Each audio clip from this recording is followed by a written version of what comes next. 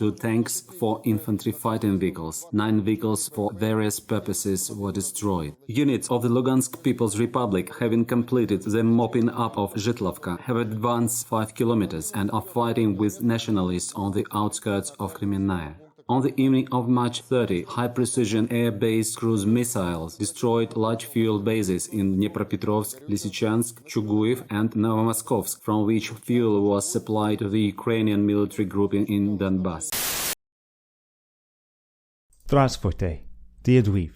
Hello, I'm Howard Crane with EV Radio, and this is the Russia Dispatch, a regular broadcast from behind enemy lines with the aim of correcting NATO and Western media bias. This is Dispatch number 5, April 3rd, 2022. If you're viewing on YouTube, check the description for a link to the show on evrn.net to find us wherever you listen to podcasts. As the world bifurcates between NATO and Russia's allies, censorship will inevitably expand to silence all critical voices, but they will never censor our secure servers, so subscribe while you can. Excuse my absence for the past number of days. I've had personal things to attend to, and the events of the past week have left me feeling uneasy for the fate of the people around the world. On top of that, I spent 5 hours putting together a video only for my video editor to stop working completely. Putting that much effort into something for it to result in nothing took the wind out of my sails, and I decided it was time for a break. Before I get into the meat of this broadcast, I should mention the incident in Brugge up front. I can never say with absolute certainty one way or another, but from what I've seen, I'm leaning heavily towards this being a staged event or an atrocity committed by somebody to frame the Russians. A critical examination of the videos and photos will result in the same conclusion. Add to this, the Russian military has been withdrawing from areas of Ukraine and haven't been in Brugge since March 30th. I come to you amid the death pangs of the West and possibly the eve of Klaus Schwab's Great Reset. Those of you more well-versed on the current situation already know that Europe and America have rejected oil and gas flow from Russia and her allies, instantly resulting in fuel prices not seen in over a decade. Due to the fact that the West simply hasn't the infrastructure to escalate oil extraction and processing to meet its needs, America had turned to oil-rich nations, which it called tyrannical and oppressive until recently, only to be told no. They're now going to dip into their emergency reserves to delay the inevitable.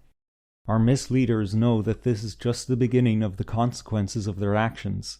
It's the view of more balanced commentators, such as the folks at the Duran, that these people have made a foolish commitment and now they are trapped either by their own hubris or conceit. They cannot find it within themselves to admit that they've fucked up and ask for the Russians' forgiveness, so the taps once more flow with the black gold that keeps civilization on its feet. As a result of this hubris or conceit, matters will only get worse, as 2 minutes of thought would reveal to the dimmest among us that it's not only private cars that require fuel, but airliners, tanks, jet fighters, battleships, and most frighteningly of all, trucks and cargo ships responsible for delivering the majority or all of the food we eat, as well as equipment to make that food and other commodities. What most people don't consider is that modern agricultural practices are not sustainable and rapidly deplete the topsoil necessary to grow nutritious vegetables and feed livestock. As a result, we need fertilizers derived from oil to trick the soil into yielding vegetation. Coming into the first growing season of the year, most of the West has low reserves of this.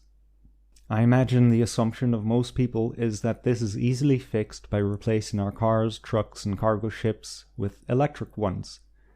It's disputable whether this is even possible, but it's certainly not possible within the time frame between now and the economic devastation ahead of us. Engines and vehicle bodies don't appear out of thin air. Even if they did appear out of thin air, how would we power them? Despite thousands of beautiful landscapes around Europe being destroyed to erect wind turbines, These and other renewable resources only account for a tiny portion of our energy requirements today. Never mind adding trucks and cargo ships to that load, which will increase the demand manifold. Even with electric cars being a rarity in my native Ireland, the government had to delay the closure of 2 coal-burning power plants, which was part of its green roadmap. Even with these plants open, we were officially warned of blackouts and power rationing before the Ukraine crisis. Add to this, there's only so much coal in Europe and America, which is why coal makes up only a portion of the power grids of most countries, with another being natural gas, which comes from the same place as oil does. But let's say we really put the pedal to the metal and littered our countries with wind turbines and solar farms, which, by the way, nobody wants built beside them. We're Tammy and Joe McKenzie from Glencoe, PA.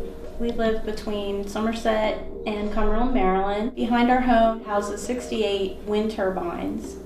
And ever since the startup of the turbines, our life has been in turmoil due to the noise and the shadow flicker that is created from the wind turbine. And we wanted to make a video so that people would not have to be disturbed in a manner that we have been disturbed due to the issues and the problems that the wind turbines cause for us. Oftentimes, communities are approached by the wind industry to house a wind turbine on their property. And with that, they are given money in return for their lease. And with that, a lot of people they have a gag order placed on them so that they can't talk about the issues that are associated with the wind turbines.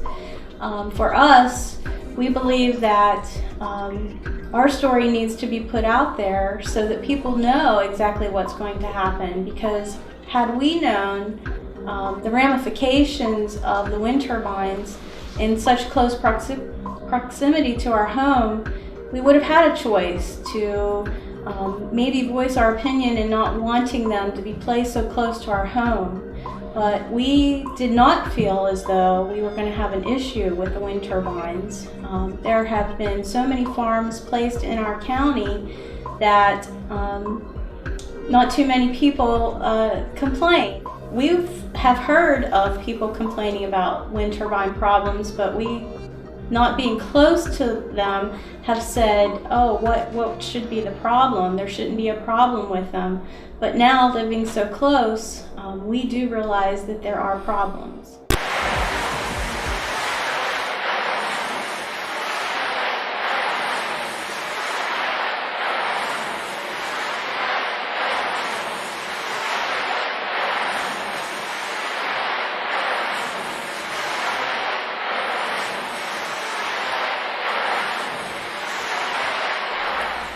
We were finding that we were having problems sleeping at night and staying asleep, and we did our own research and we consulted our own expert to do testing in our home for what is called infrasound.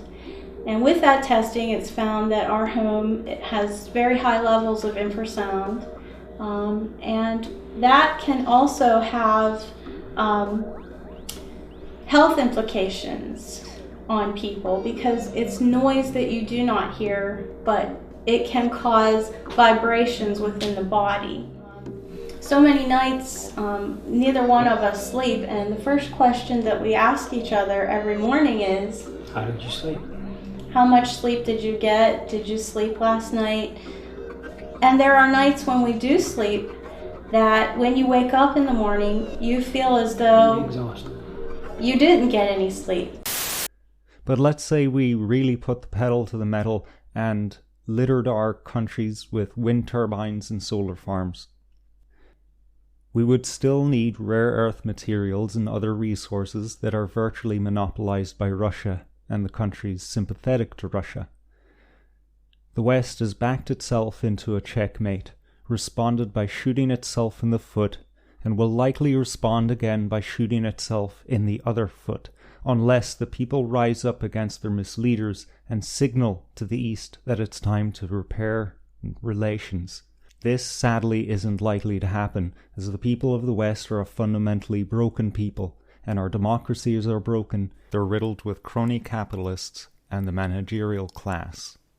Last week, Russia released a list of unfriendly nations, among which is my own previously neutral Ireland. We're neutral by constitution, but it seems that that is now just a piece of paper. The fact that my country, which buys virtually nothing from and sells virtually nothing to Russia and cannot impose any military threat whatsoever, is added to this list is indicative of why it was created. It's not merely a question of economics or military power, but diplomacy. It's primarily a list of countries hostile to Russia culturally.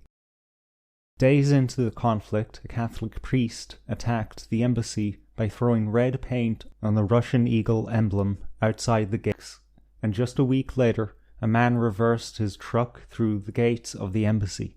A man who, by some strange coincidence, happens to sell Catholic Church paraphernalia.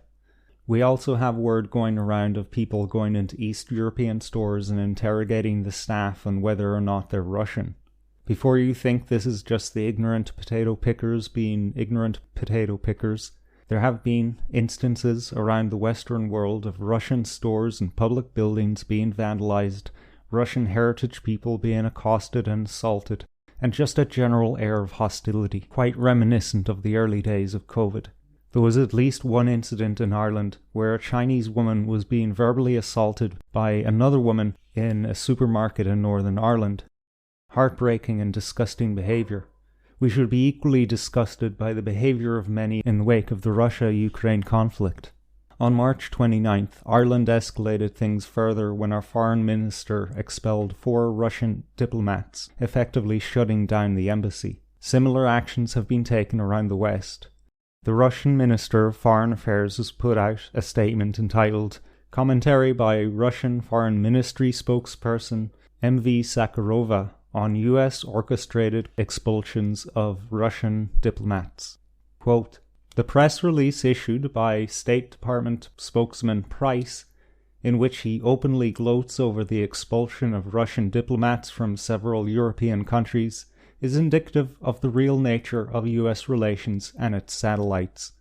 Some may be embarrassed to take part in this American orchestrated spectacle, while others, on the contrary, are eager to earn praise. They will be held personally responsible for their actions, while their bilateral relations with Russia will be sacrificed and their embassies in Moscow subject to our inevitable retaliation. None of this, of course, is new.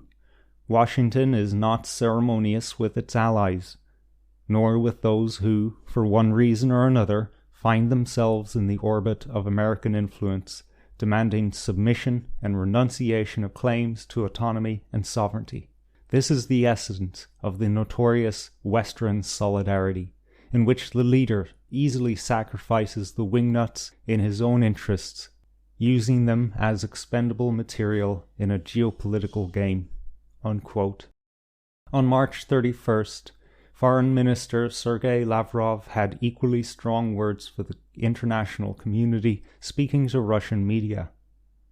Quote, a new reality is taking shape. The unipolar world is irretrievably receding into the past, and a multipolar world is being born.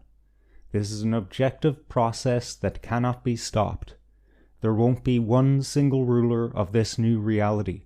All key states with a decisive influence on the world economy and politics will have to come to terms. Being aware of their special status, they will ensure the observance of the fundamental principles of the UN Charter, including the main one, the sovereign equality of states. Nobody on earth will be considered a second-rate player. All nations are equal and sovereign. Unquote. While once North America and Europe seemed to hold all the strongest cards, their sanctioning Russia has activated a long-planned set of agreements with her allies, which is also drawing in multiple other countries which have been ignored or deemed unworthy by the Western hegemonic sphere. From the words and actions of Russia and her partners, such as China and India, a new world is taking shape, which will leave the West in the dust as long as it keeps fighting against it.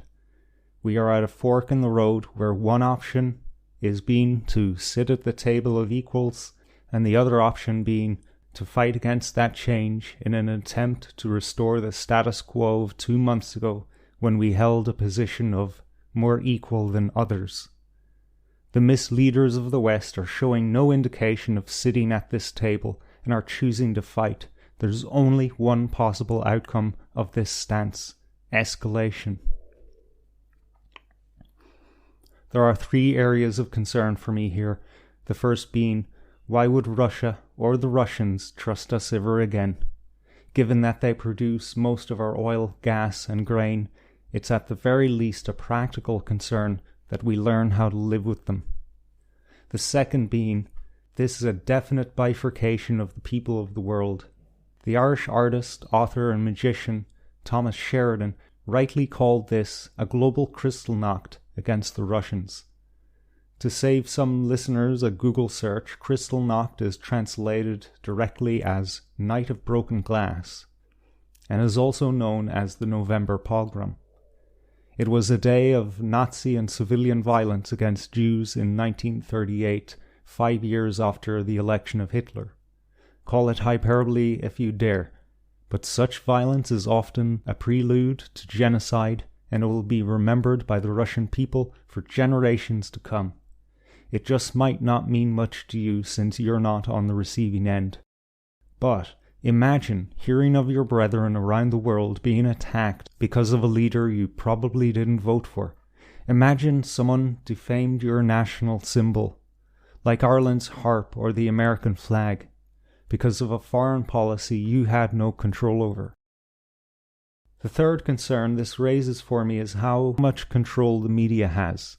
We have to ask ourselves who the shadowy hand is which is pushing America and European leaders to cut off their noses to spite their faces. Is it the Black Committee at the very top of NATO? Is it the Illuminati that secretly controls the world? Could it be both? Could it be both and the strange, self-feeding loop of media and public demand? The people of America and Europe have been fed a steady stream of horror via the media of heroic, non-existent Ukrainian fighter pilots and bombed children's hospitals. This has angered the people, probably prodding our leaders to take drastic actions. In turn, the media has seen how well this crisis sells and has continued to put out whatever unverified crap they find, and in turn, the people have gotten angrier, and now our misleaders are unable to back out of their harsh stances, lest they face millions of people protesting the perceived betrayal. This is a self-feeding loop which will only intensify unless someone intervenes on the media, public, or political level. No such intervention seems likely. And on the ground in Ukraine, this is what we know. Until a few days ago, Russia has been making slow advances, avoiding conflicts as much as possible, encircling key strategic cities in order to siege them, and using surgical missile strikes to take out military targets. The color of this conflict has changed significantly as, for the first time, Russian troops have entered into a Ukrainian city, Mariupol, in order to purge the city door to door of Ukrainian military and neo-Nazi battalions. As a side note, I've been reluctant to use the N-word until recently, as I, being a Westerner, was extremely critical of Russian statements which claimed they were fighting battalions of armed thugs. After enough research and hearing Ukrainians themselves speak in those terms, I'm satisfied that such paramilitary groups have been absorbed into the Ukrainian military and possibly have a lot of political influence. The following is a live clip which was removed from the rebroadcast of the Brett Breyer broadcast on Fox News.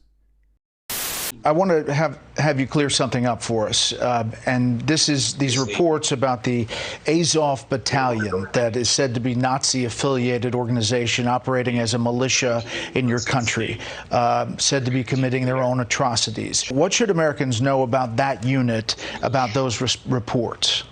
So Azov was one of those many battalions. They are what they are. They were defending our country. And later I want to explain to you.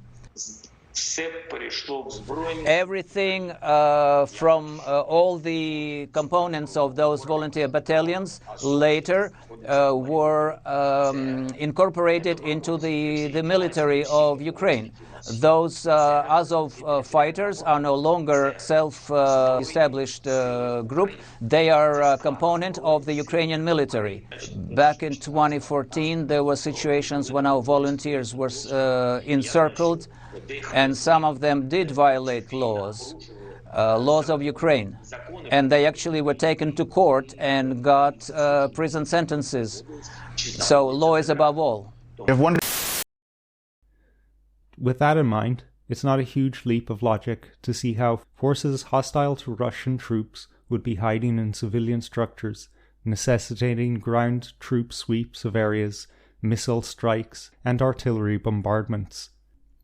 To get a sense of the suffering of the people of Mariupol, I would suggest Patrick Lancaster's YouTube channel. Patrick Lancaster is an ex-US soldier who has visited Ukraine and the Donbass on multiple occasions before the current hostilities, and is currently publishing videos from within Mariupol. The common answer from civilians to his question, who is doing the bombing or shooting, is, how am I supposed to know? But on occasion a civilian will report Ukrainian forces using their shelter as protection. In other words, they were being used as human shields. As of this writing, Ukrainian authorities are showing no signs that they wish to come to terms with Russia. However, analysts better informed than myself predict this military operation will be over within 2 weeks. The illusion that Ukraine stands a chance against Russia, which is created by Ukrainian Western propaganda, cannot last forever. On the subject of propaganda, Ukrainian forces made a successful strike within Russian territory this week by helicopter. A fuel depot in Belgorod, close to the Ukrainian border, was attacked and set on fire.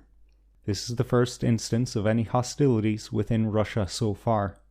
Commentators on the Duran presume the helicopter escaped detection by flying low, an impressive feat. The fuel depot presumably has a strategic value to the Russians, as it may have been critical to fueling their tanks and other vehicles, but it was a particularly costly mission for something so minor. Considering how the Ukrainians rely so much on wag-the-dog tactics to win this war, it may have been a desperate attempt at internal propaganda to increase the morale of the few Ukrainian fighters left. If you look at the work of Gonzalo Lira on social media, you will notice that Ukrainian propaganda didn't stop at the Ghost of Kiev. Multiple videos from multiple sources are being produced on social media to give the impression that the Russians are taking more losses than they actually are. These commentators point to fighters wearing freshly washed clothes and unworn makeup after they were supposedly in a battlefield for days, as well as buildings and other landmarks that reappear in videos allegedly shot on different days and in different locations.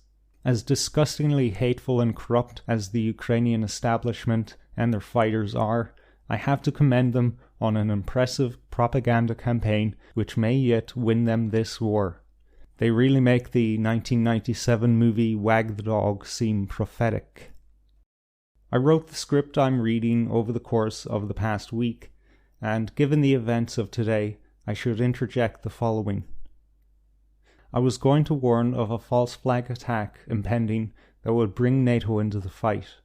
I echoed the concerns that many have that this false flag would involve biochemical weapons. I still believe that this is likely, but it seems we already have our false flag in the form of the Bucha incident.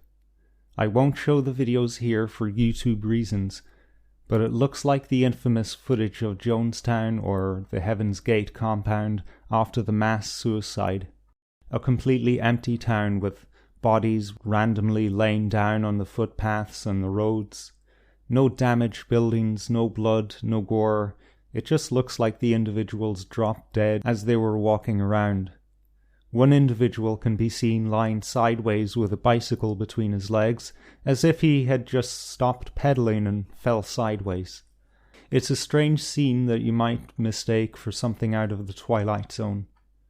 There are thousands of questions about that footage, including, as Gonzalo Lira aptly said, the extremely high-quality camera involved capturing it. But there are zero answers. And yet, war hawks in the West are using this as an excuse to enter the war as NATO.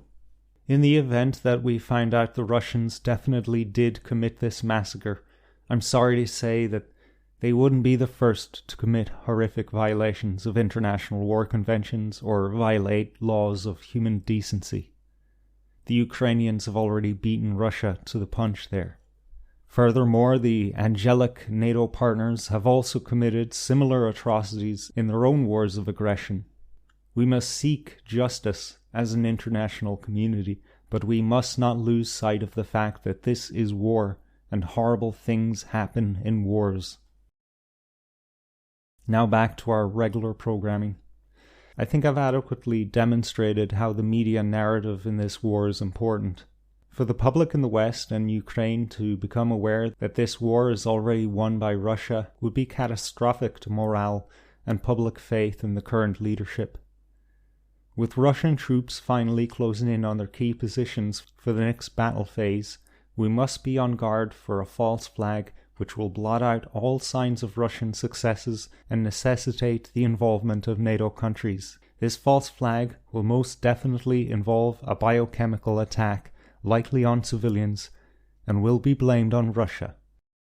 The narrative will be that Putin and his generals are, as another YouTube commentator jokes, demons from the ninth circle of hell, with absolutely no understandable motives, and will strike out in a childish fit in the face of defeat by poisoning thousands of civilians. We know the biochemical weapons exist because the Americans have officially acknowledged them, and we know they'll be used in a false flag attack because this same source speaking to the US Congress said the Russians will use them. I only have a minute left. Let me ask you, does Ukraine have chemical or biological weapons? Ukraine has biological research facilities, which, in fact, we are now quite concerned Russian forces may be seeking to gain control of. So we are working with the Ukrainians on how they can prevent any of those research materials from falling into the hands of Russian forces should they approach. I'm sure you're aware that the Russian propaganda groups are already putting out there all kinds of information about how they've uncovered a plot by the Ukrainians to release biological weapons in the country and with NATO's coordination. If there's a biological or chemical weapon incident or attack inside of Ukraine, is there any doubt in your mind that 100% it would be the Russians that would be behind it? There is no doubt in my mind, Senator, and it is classic Russian technique to blame on the other guy what they're planning to do themselves. Does Ukraine have chemical or biological weapons? Ukraine has biological research facilities, which, in fact, we are now quite concerned Russian forces may be seeking to gain control of. So we are working with the Ukrainians on how they can prevent any of those research materials from falling into the hands of Russian forces should they approach. After I initially wrote this script, Joe Biden has come out to say that Russians intend on using chemical weapons. Now Putin's back against the wall. He wasn't anticipating the extent or strength of our unity.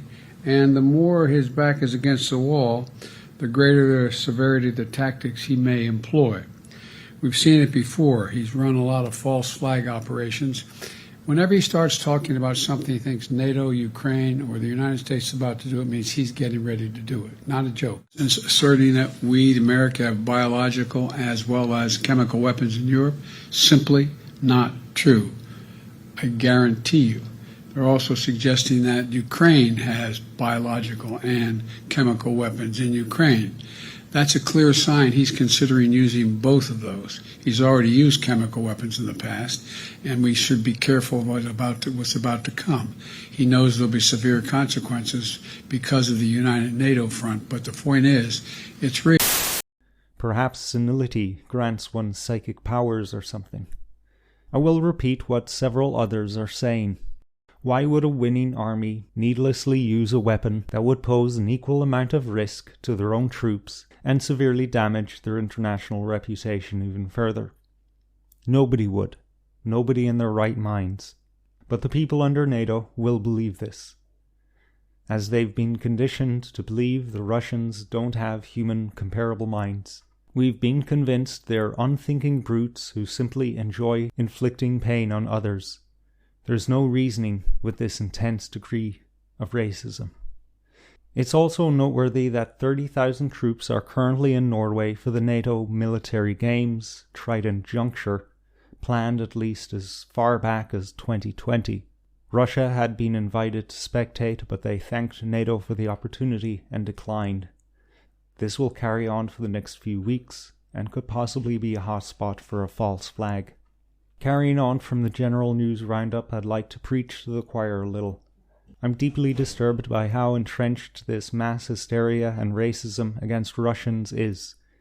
Even minds I've come to think of as intelligent and critical have devolved into emotional and hate-filled parodies of human beings.